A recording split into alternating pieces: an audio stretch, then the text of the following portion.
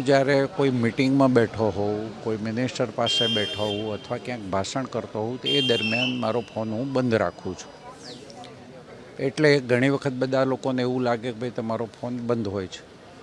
પણ મારો વ્યક્તિગત અનુભવ એવો છે કે અત્યાર સુધી મને ઉશ્કેરવા માટે કોઈએ ફોન કર્યો હોવું મને લાગતું નથી. મને તેમ કે જે આવ્યો છે એનું કંઈક નાનું મોટું કામ હશે અને કામ કરવા માટે અમે બંધાયેલા છીએ, એટલે એની જોડે શાંતિથી વાત કરતા હોઈએ છીએ. વાત કર્યા પછી ઉશ્કેરાઈ જાય એવું બને તો એનો શાંતિથી જવાબ આપીએ છીએ કે ભાઈ આમ નહીં આમ થાય, અને આવું લાગે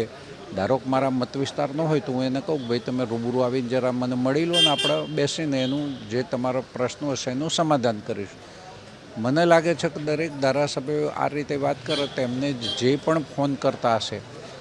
અને એ જાણતો જ હોય કે આ મને ઉશ્કેરવા માટે જ ફોન કરે છે, તો મને લાગે છે કે એને વાત નહીં કરવી જોઈએ. હવે આ ઉશ્કેરવા, કારણ કે અત્યારે શું ચાલે છે,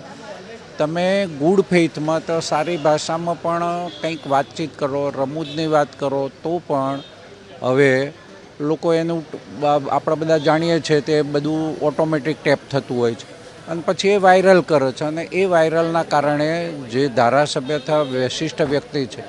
એનો કોઈ ઈરાદો નથી હોતો તો પણ બજારમાં એની સાપ ખોટી પડતી હશે એવું મારું વ્યક્તિગતપણે માનવું છે.